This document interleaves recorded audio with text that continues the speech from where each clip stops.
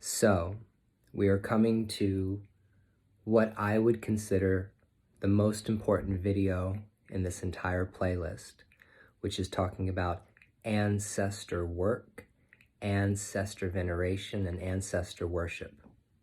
A lot of discussions center around stupid, arbitrary discussions center around who can and cannot approach their ancestors.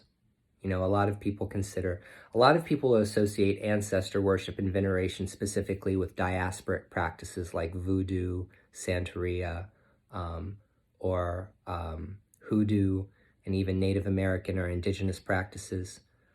But the truth of the matter is that ancestor worship and ancestor veneration has been and was practiced by everyone in the entire world prior to the colonization of Christianity, when Christianity decided to go out and colonize the entire world and wipe out every indigenous culture, including indigenous European cultures, and their ancestor worship and their ancestor veneration. So the neglect of the ancestors by white people and Europeans started happening a long time ago. Although it's kind of interesting, because if you look at the Catholic Church, or you look at the Orthodox Church, or our churches that revere and honor the saints, are people that have lived and died and been faithful, you know, and now are saints in heaven that can be petitioned as intercessors between the Christian and God. You see that ancestor worship and ancestor veneration is still kind of there in the Catholic Church, and it's still kind of there in Orthodoxy, because it's the same concept. We need to talk about who the ancestors are. I'm an ancestral witch, and all of my practices, first and foremost, start with ancestors. It's my belief that the first ancestor is God.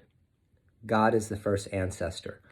That great being, that great force, that entity that gave birth to, gave life to, and brought all of existence into being, brought this universe, this galaxy, and subsequent galaxies into being, is the first ancestor, God. And then, you know, we have other ancestors, types of ancestors, celestial ancestors, you know. The sun and moon could be considered a type of ancestor, because they affect the earth. If it wasn't for the effects of the moon on water and the sun on, on earth, through the process of photosynthesis and also its life-giving energy of warmth and the ability to make life grow, you would not have anything on this planet. The earth is a kind of ancestor, because we come from the earth, and when we die, our physical bodies go back to the earth. So ancestor veneration and ancestor worship is a lot deeper than just lighting a candle for your grandmama and your granddaddy. But for all practical purposes, when we start practicing ancestor veneration and ancestor worship, we start with our family. Because your DNA, your blood, is a link, it's a chain that binds you, okay? It's a code in you that connects you to every single person that ever came before you, all the way back to God, and it's going to connect you all the way to every single person that will ever come after you, you see? So that DNA that's passed from your parents to you, and that you pass to your kids, it's a code, and it just goes on and on and on and on and on, and it has no beginning and it has no end, okay? That's why it's easy to access ancestral memories if you are a shaman or a medium or a spiritualist or someone that practices ancestral practices, to be able to conjure your ancestors. Now, everybody has good and bad ancestors. Everybody has ancestors that were colonizers, rapists, murderers, pedophiles, drunks, drug addicts, terrible people. Everybody has these people in their bloodline, in their DNA, because it took millions and millions of people who lived and died in order for you to be here, okay? But in ancestor worship, we are not trying to reach out and communicate with our colonizer ancestors.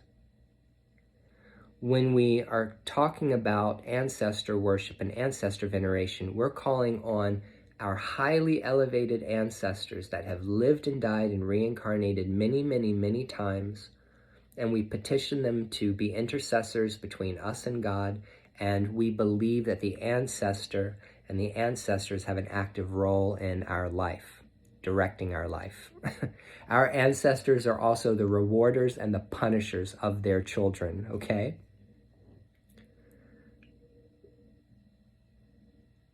Yes, I feel very, very confident in the statements that I just made.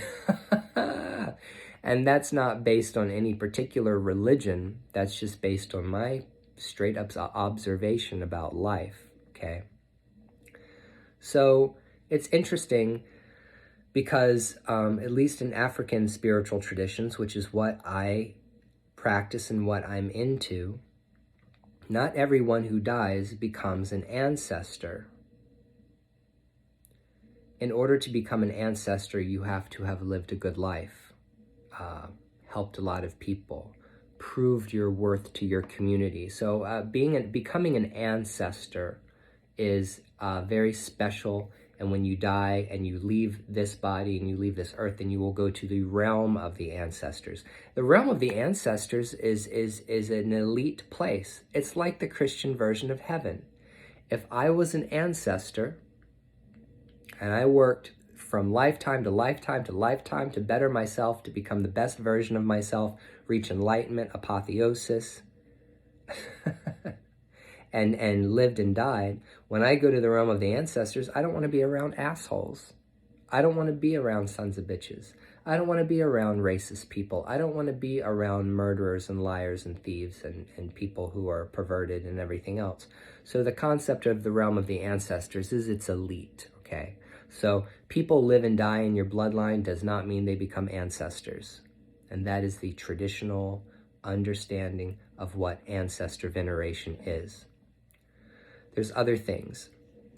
In my tradition of Spiritism, we create an ancestor altar, and that ancestor altar is a place that resides in our home, and it is a place that we designate to honor our dead, the dead that are around us, the spirits that are around us in our family, to talk to them and to call on them for assistance.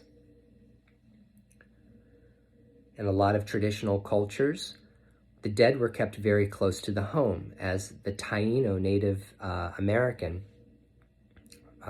which I'm a descendant of, semi-worship was very important to them.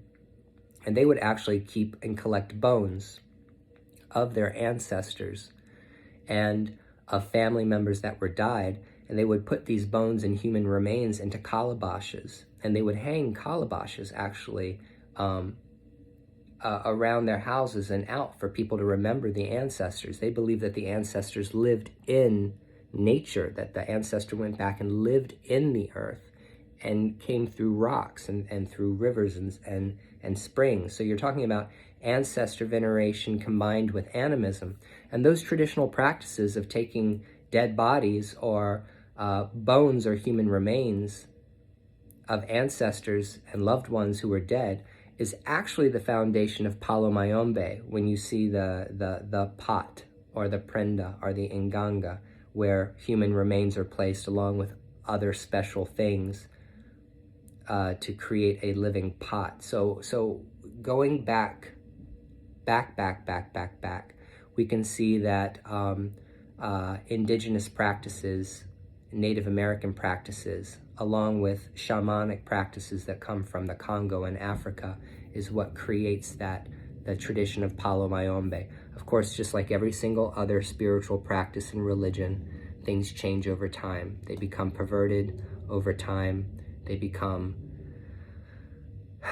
Everything deteriorates when something becomes a religion. When something stops being a spiritual practice and becomes a codified religion, and whenever money is introduced into a religion, a passing of money between the hands for spiritual things, you're going to dissolve the spiritual component of it. That's my criticism of the diaspora traditions that I see. That's my criticism, okay? But we're going to leave that alone. We're gonna go back to what I was talking about with an ancestor altar. So an ancestor altar is usually very simple, and this is an open practice. Anyone can do it, okay? We usually use the color white to represent the dead. That's why we wear white when we go before our ancestors in praise. You can take a white cloth or a white bandana or pick a side table, or you can get a shelf. You can choose a shelf in your house, or you can use a closet or a pantry, or you can put it in the kitchen. You can make it elaborate as you want. You can make it as simple as you want. But the foundation of the ancestor altar is always the same. It's a white candle, a glass of water, and some fresh flowers. Because spirits of the dead love being given flowers. They love flowers, okay? This is a type of honoring that we do. We honor them. Spiritualist, in my tradition, will put a rosary on and around the glass of water, at the base, or we will take a metal crucifix and submerge it in the glass of water, because we believe that when the metal cross is in the glass of water and we pray and talk to our ancestors, that they come down and they sit at the place of honor and worship that we've given them, and they listen to us through that medium of the crucifix submerged in the glass of water. I'm not telling you to put a metal crucifix in your glass of water, but I'm also telling you that if that's something you wanted to do, it wouldn't be wrong, and it wouldn't be closed.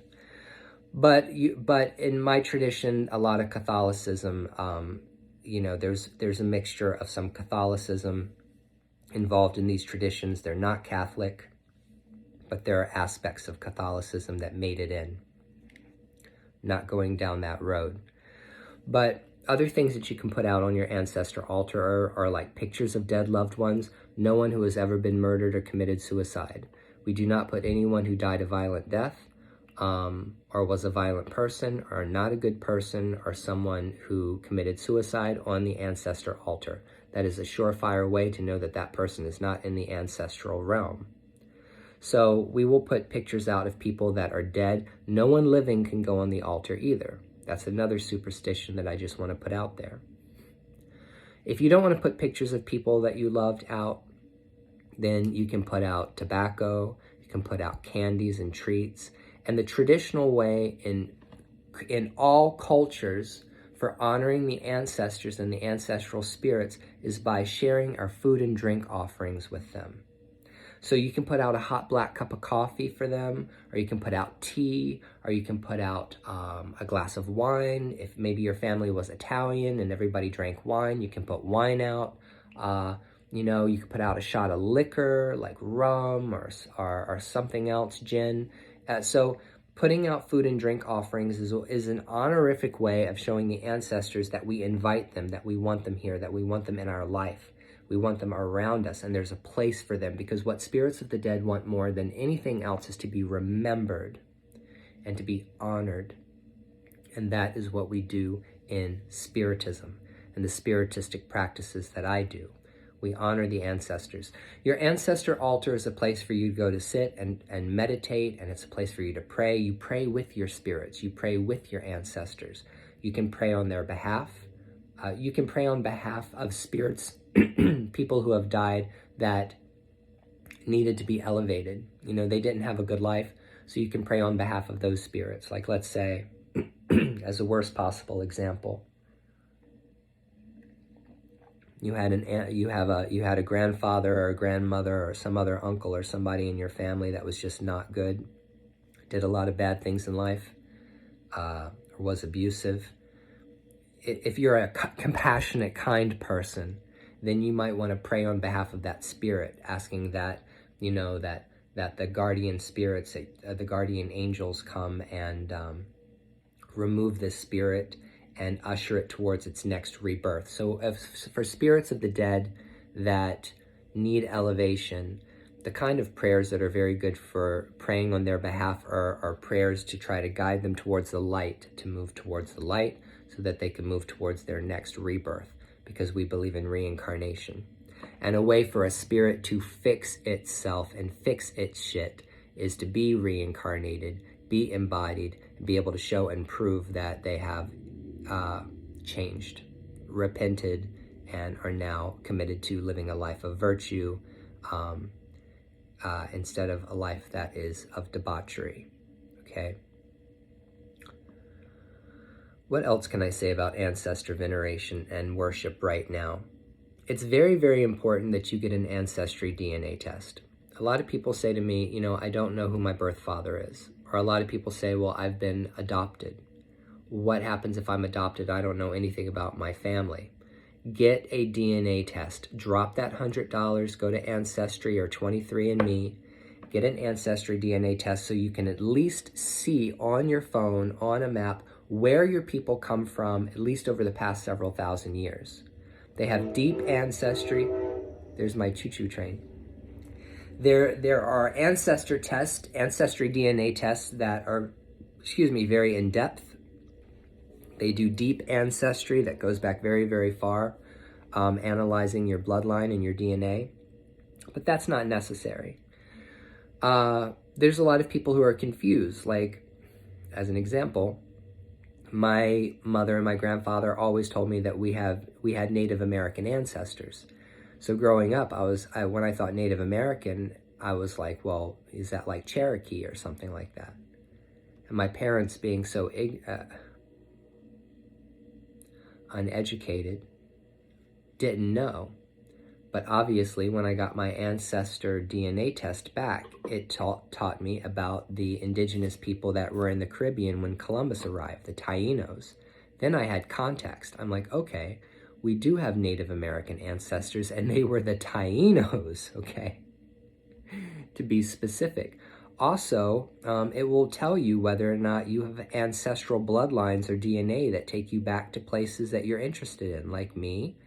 I'm going to say that, yes, I'm white, and I have lived a white man's life and existence, but I do honor my ancestors, and I feel called by and communicate with my ancestral spirits that are indigenous and African. They have my heart, and I feel like at a time and place in my life when I really needed guidance and I needed help, that those were the entities that stepped forward to pull me out of my darkness and also continue to guide me now. So I do have an ancestral line that takes me back to West Africa, Togo, Ghana, Benin, even to the Congo and Central Africa. So knowing that you have ancestors that come from very specific geographical regions kind of gives you more confidence to be able to say, I'm going to talk to and pray to these ancestors and try to call them, conjure their spirits, pull them up, draw from their power, draw from their space, their strength, and for someone like me, be able to make reparations with those spirits. So it's very, very good once you get your Ancestry DNA test back to actually sit and learn about the cultures and the people from which your people came from. You know, if you have Ireland, Scotland, Wales, Britain, if you have Scandinavia, if you have the Baltics, you know, if you have indigenous Mesoamerica or indigenous South America, you know, then you need to learn about these people and these cultures because there's a part of them that is in you. There's a part of them that is in you, and your ancestors deserve to be learned about and venerated and honored. And then as you're going along the way, if you feel really, really deeply connected to particular ancestors and particular traditions, then you should learn more about them and you should petition those ancestors to step forward to help you, to guide you, to be able to practice those traditions, okay? Last thing I want to say before I finish this crucially important video, and I'll show you how to create Ancestor altar, like things that you can do to create an Ancestor altar later in another video when I'm set up for it, and I can give you examples, is you want to establish a way to communicate with those ancestral spirits that want to communicate back with you. So, as an example, Obi divination is a divination that's practiced all over West Africa. Everybody knows how to do it. It's a very simple practice. It's for people that practice these traditions, African diasporic traditions, it's very common to use, and you don't need an initiation to do it. But obi divination is a very easy way to communicate with your ancestor spirits and your spirits to find out what it is they want you to do and not want you to do. You can pick playing cards. You can throw dice. You can get a pack of oracle cards and put it on your ancestor altar or under your ancestor altar and tell them that when you ask them questions, you want them to communicate with you. You want them to give you advice, give you direction through the divinational tool that you provide for them. If you pick a pack of oracle cards, you're going to get inspirational messages from them. If you choose like dice or, well, you can use chamalongos. They're not consecrated, you know, but at the same time, they're no better or less than 4 pennies or cola nuts or any other kind of binary code of front, back, positive, not positive, negative, well, positive, negative, male, female. If you're using a binary code, then you're going to be looking for direct answers and questions. If you want to get a very specific yes, no answer out of your spirits, okay, and let's say you use cards like tarot cards or oracle cards, okay, designate one card out of your tarot deck or your cards as a yes card, one card as a no card, and then let your spirits know this is a yes, this is a no. Talk to them, be verbal with them and say, I need you to answer my question. If the answer is yes, I need you to give me this card. If the answer is no, I need you to give me this card. Ask your question as simply and directly as possible. Make it very clear. Should I buy this car? Should I buy this house? Should I marry this person? Okay? Shuffle up your cards really well and then start flipping your cards one at a time until you get to either your yes card or your no card. That's if you want to press your spirits to give you specific answers of yes and no. If you wanted to add another card in, then that was the maybe card, you could do that. Yes, no, maybe. But that's how to get a yes, no answer out of your spirits using any kind of cards, okay? And it works. It works really, really, really, really good, really well for getting very specific answers. So I'm going to recommend that you get the book Badass Ancestors by Patty Wigington. I'm going to put the link in the description down below. There's another book called Ancestral Medicine by Dr. Daniel Four. That's a very good book also that I'm going to recommend that you get. Those are the only 2 books that I can recommend on ancestor veneration and worship because they're very direct and they're very clear, and Badass Ancestors is an easy read, but Ancestral Medicine is not an easy read. So what you're going to want to do is read these books from cover to cover. Anytime you buy a spiritual book, okay? Anytime you buy a spiritual book that has meditations in it or exercises in it or spells or anything in it, read the whole goddamn book from beginning to end before you ever try to attempt to do anything in them.